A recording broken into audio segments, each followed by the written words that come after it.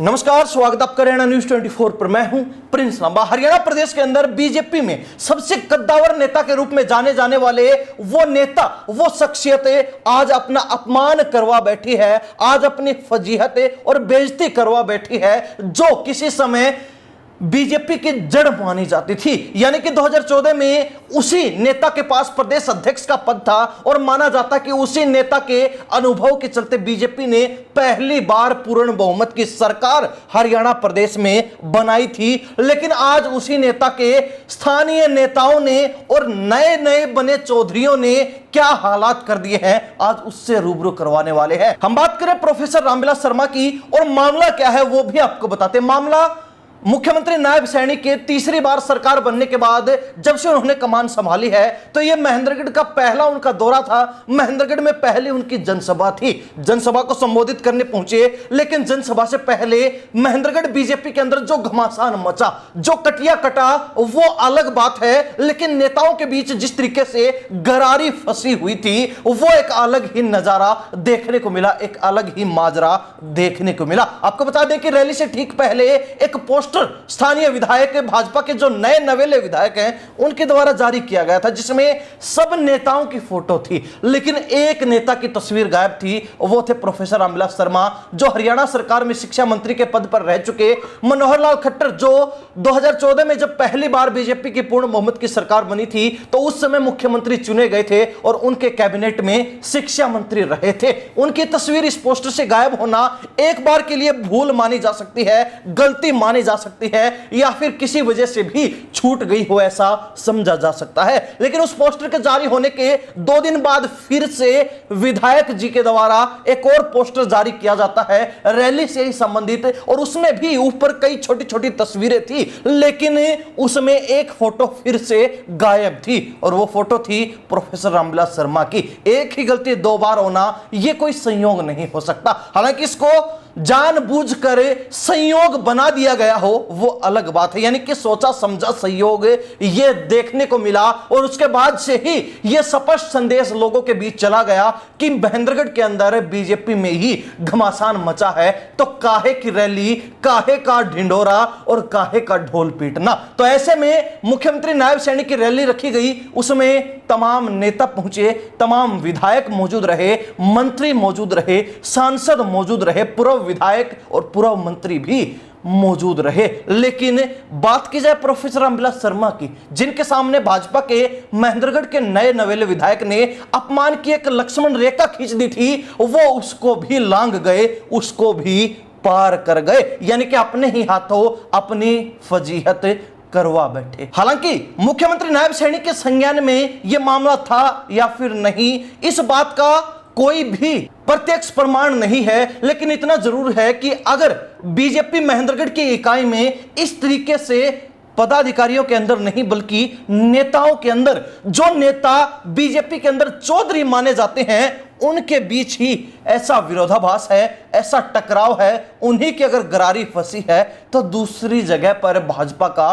क्या हाल होगा। जो भाजपा अनुशासन की दुहाई देती है, जो भाजपा अपने आप को एक शालीनता और शांति के साथ आगे बढ़ने वाली पार्टी बताती है, जो भाजपा हरियाणा प्रदेश में यह नारा देती है कि उन जैसा अनुशासन भारत तो क्या वर्ल्ड की किसी पार्टी में नहीं मिलेगा, उसी भाजपा में आज जूतम पजैर देखने को मिल रही है, जूतों में खीर बट रही है। जिला स्तर पर, मंडल स्तर पर भी धड़े बटे हुए हैं। तो इससे भारी फजीहत सत्ताधारी पार्टी की ओर क्या हो सकती है। हालांकि अब सवाल उठता है कि प्रोफेसर रामविलास शर्मा की ही तस्वीर क्यों गायब थी, और जो भाजपा के नए नवेले महेंद्रगढ़ से विधायक हैं, उनके और रामविलास शर्मा के बीच आखिर क्या चल रहा है। तो आपको बता दें कि प्रोफेसर रामविलास शर्मा, जो महेंद्रगढ़ से इस बार भी विधानसभा चुनाव में टिकट चाहते थे, लेकिन उनकी टिकट काटकर भाजपा ने जो फिलहाल विधायक बने हुए हैं, उस नेता को टिकट दे दी। हालांकि वो चुनाव भी जीत गए, क्योंकि महेंद्रगढ़ की जनता नया प्रत्याशी चाहती थी और बीजेपी ने वो बदलाव किया,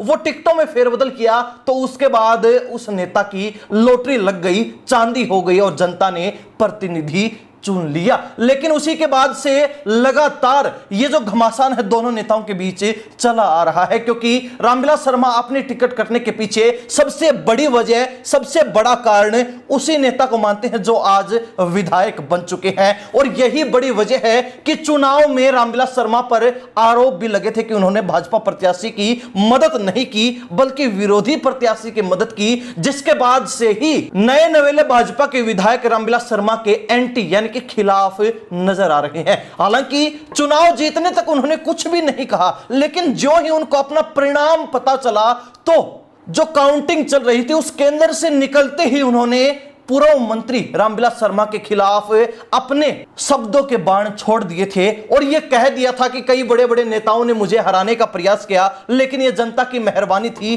कि मैं विधायक बन गया। जनता ने मुझ पर विश्वास किया, बीजेपी पर विश्वास किया और आज उसका नतीजा आ गया। यानी कि विधायक ना बनने तक उन्होंने कुछ भी नहीं कहा, क्योंकि उनको मालूम था कि अगर कहीं सीट नहीं निकलती है, अगर कहीं विधायक नहीं बनते हैं तो कल को उसी नेता का सहारा भी लेना पड़ सकता है। खैर वो बात अलग है, वो बातें पुरानी हो चुकी, वो समय बीत चुका है। अब फिलहाल की बात करें तो रामविलास शर्मा को नजरअंदाज करना बीजेपी विधायक को भी भारी पड़ सकता है, क्योंकि उनको एक कद्दावर नेता के रूप में गिना जाता है और एक ऐसा नेता जिसको बीजेपी की जड़ कहा जाता है, बीजेपी का बरगद माना जाता है। खैर चुनाव के अंदर दोनों नेताओं के बीच जो भी कसमकस रही हो, जो भी आपसी विरोध और मतभेद रहा हो, लेकिन फिलहाल अगर सत्ताधारी पार्टी के अंदर ही नेताओं के बीच इस तरीके से जूतम पजैर देखने को मिल रही है तो अंदाजा लगाया जा सकता है कि फिलहाल भाजपा के हालात भी हरियाणा में ठीक नहीं है। और बात की जाए अहिरवाल क्षेत्र की, जहां पर बीजेपी अपने आप को सबसे मजबूत धड़े के रूप में देखती है, लेकिन बीजेपी यह भूल जाती है कि अहिरवाल क्षेत्र में बीजेपी का मजबूत धड़ा नहीं है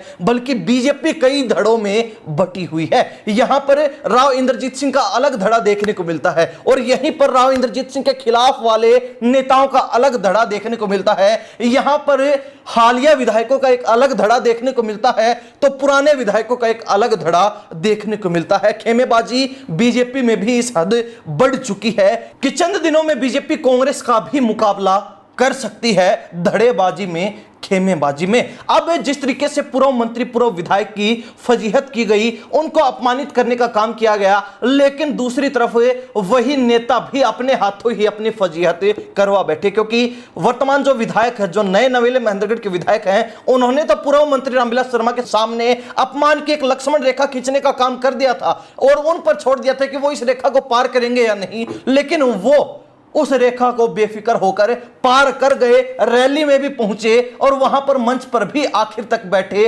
नजर आए। हालांकि इस बीच वो ये भूल गए कि इसी विधायक ने उनकी फोटो लगाने तक से गुरेज कर लिया, तो ऐसे में क्या उनका रैली में जाना ठीक बनता है या फिर नहीं, इस पर सोच विचार नहीं किया।